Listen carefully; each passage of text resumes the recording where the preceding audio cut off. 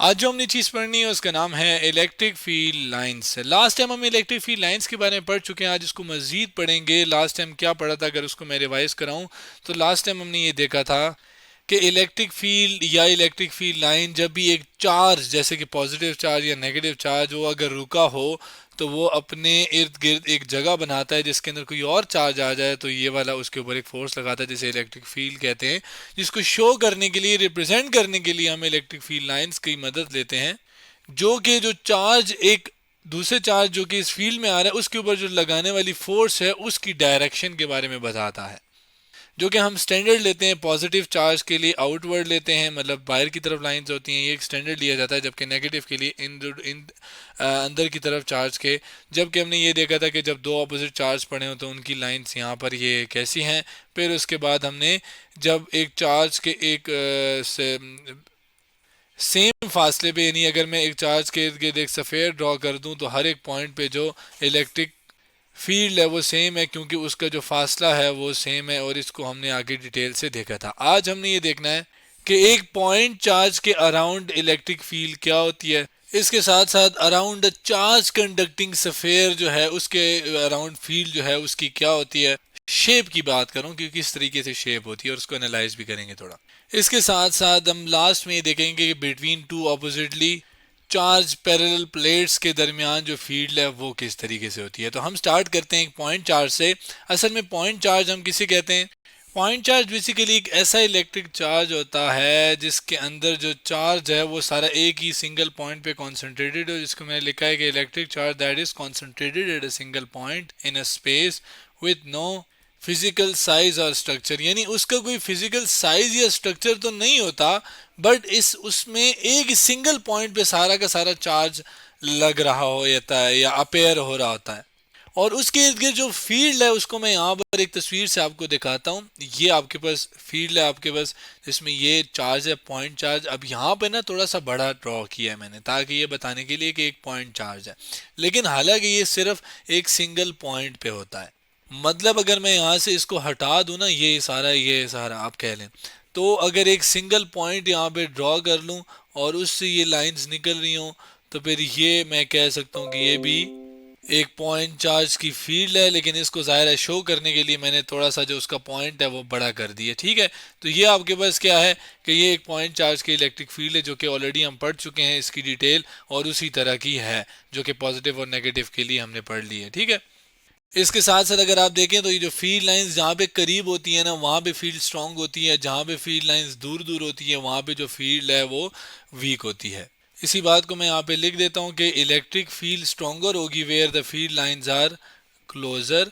जबकि जबकि जहाँ पे फार अवे हों यानी दूर दूर हों आप कह लें, तो ये इलेक्ट्रिक फील्ड वीकर होगी where the field lines are far away. ठीक है, यानी दूर दूर होंगे जहाँ पर तो वहाँ पे फील्ड इलेक्ट्रिक फील्ड वीकर होगी।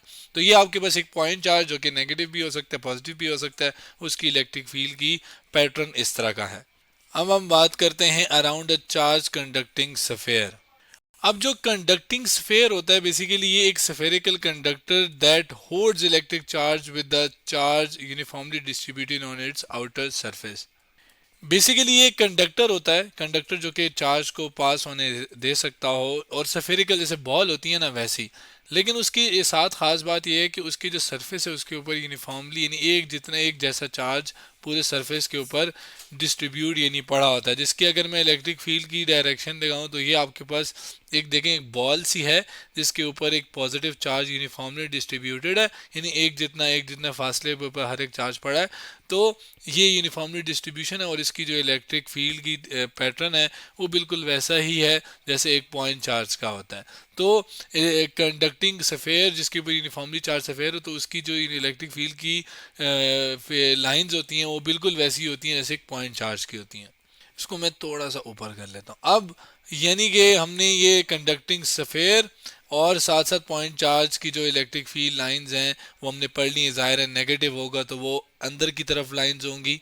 ठीक है, जबकि यही चीज़ इधर भी है, बता चुका हूँ मैं इधर भी कि अगर पॉइंट चार्ज नेगेटिव भी हो सकते हैं पॉजिटिव भी है, नेगेटिव है तो वो इनवर्ड होगी बिल्कुल वैसी ही जैसे यहाँ पर हमने ये देखी थी। तो ये एक पॉइंट चार्ज है जिसकी अंदर की तरफ है, ये भी पॉइंट चार्ज है जिसकी बाहर की तरफ है। और अगर यहाँ पे मैं सफ़ेयर बना दूँ जो कि नीचे मैंने बनाया हुआ है, तो वो आपके पास क्या है, एक से कंडक्टिंग सफ़ेयर के अराउंड जो इलेक्ट्रिक फील्ड है वो ऐसी ही होगी।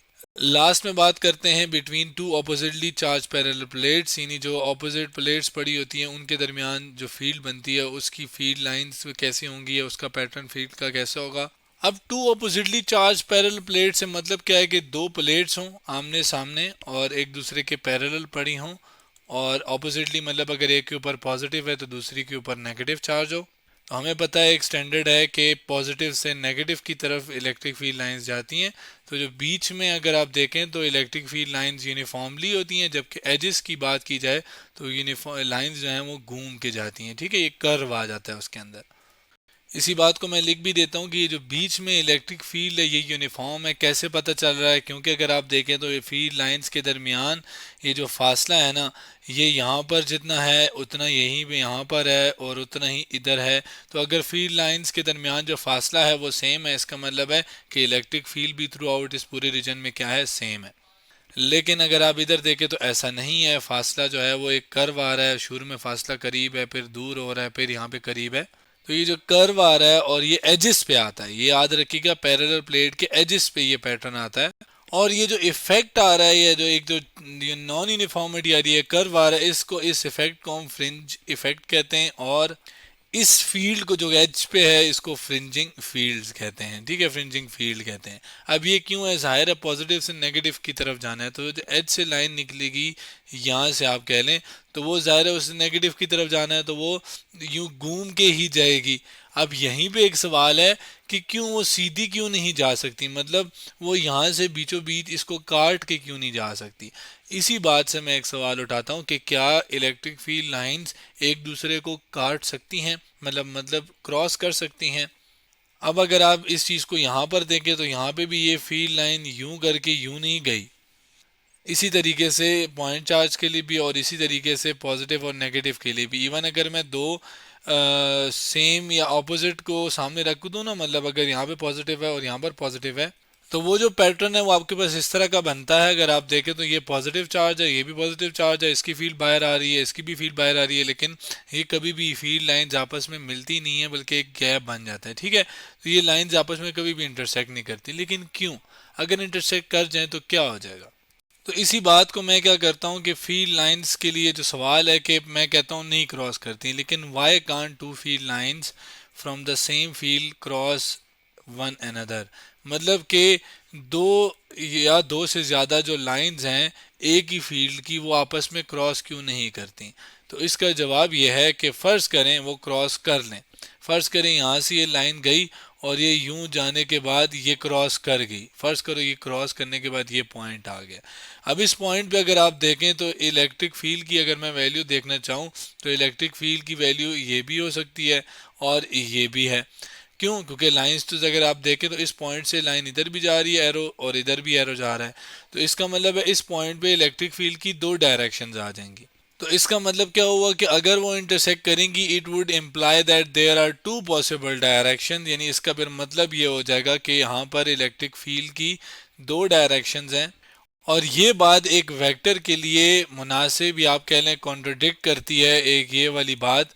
कौन सी भला, या आप कह लें ये बात गलत है वेक्टर्स के लिए। क्यों, क्योंकि इलेक्ट्रिक फील्ड क्या है कि अगर मैं इलेक्ट्रिक फील्ड की इक्वेशन की बात करूं तो ये बेसिकली हम इसे कहते हैं कि ये वो फोर्स है जो कि एक चार्ज के ऊपर लगती है, single charge per unit charge, यानी फोर्स पर यूनिट चार्ज। अब हमें पता है कि फोर्स एक वेक्टर क्वांटिटी है। वेक्टर क्वांटिटी कौन सी होती है, जिसमें डायरेक्शन की भी ज़रूरत होती है और मैग्नीट्यूड भी होता है।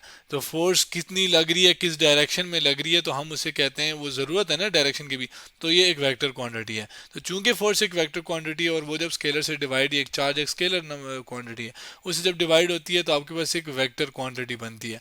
यानी इलेक्ट्रिक फील्ड इंटेंसिटी या इलेक्ट्रिक फील्ड क्या है, एक वेक्टर क्वांटिटी है। और इस पॉइंट पे आपके पास इलेक्ट्रिक फील्ड की दो डायरेक्शन आ रही हैं जो कि एक वेक्टर के लिए पॉसिबल नहीं है। इसी बात को मैं एक और अंग्रेज़ी में भी लिख सकता हूँ आसान इंग्लिश में कि आपके पास क्या है कि ये आपके पास पॉसिबल नहीं है, क्योंकि आपके पास एक वेक्टर के लिए ये दो डायरेक्शन होना पॉसिबल नहीं है, which is not possible for a vector quantity. तो इस वजह से हम कहते हैं कि एक लाइंस, इलेक्ट्रिक फील्ड लाइंस आपस में कभी क्रॉस नहीं कर सकती, एक दूसरे को क्रॉस नहीं कर सकती, क्योंकि अगर ऐसा होगा तो वो एक से ज़्यादा डायरेक्शन हो जाएंगी इलेक्ट्रिक फील्ड के लिए, और वो पॉसिबल नहीं है एक वेक्टर क्वांटिटी के लिए। अब ये तो एक चार्ज पड़ा है ना, ठीक है, और रेस्ट पर है। हमने ये बात शुरू में पढ़ी थी कि जब एक चार्ज रुका हुआ हो तो उसके इर्द गिर्द एक फील्ड बनती है जिसे इलेक्ट्रिक फील्ड कहते हैं। फर्स्ट करें ये चार्ज मूव करना शुरू हो जाए, जब ये मूव करता है तो उसकी इर्द गिर्द मैग्नेटिक फील्ड भी बनती है, और मैग्नेटिक फील्ड को बताने के लिए हम मैग्नेटिक फील्ड लाइंस भी ड्रॉ करते हैं। और सिमिलरली यही चीज़ भी कि मैग्नेटिक फील्ड लाइंस भी आपस में कभी क्रॉस नहीं करती, क्योंकि उसमें भी अगर ऐसा होगा तो फील्ड लाइंस के लिए या फील्ड जो है एक पॉइंट पे दो डायरेक्शन हो जाएंगी, और वो एक फील्ड के लिए, एक मैग्नेटिक फील्ड के लिए या इलेक्ट्रिक फील्ड के लिए पॉसिबल नहीं है। तो ये वाली बात इलेक्ट्रिक फील्ड के लिए भी ठीक है और मैग्नेटिक फील्ड के लिए भी ठीक है। तो आज हमने इलेक्ट्रिक फील्ड लाइंस के बारे में मज़ीद पढ़ा, और कुछ और फील्ड लाइंस और कुछ और पैटर्न जो कि डिफरेंट चार्जेस जब डिस्ट्रीब्यूट होते हैं डिफरेंट तरीके से, तो उसके बारे में हमने डिटेल से देखा। तो आज हमने इलेक्ट्रिक फील्ड लाइंस के बारे में मज़ीद पढ़ा।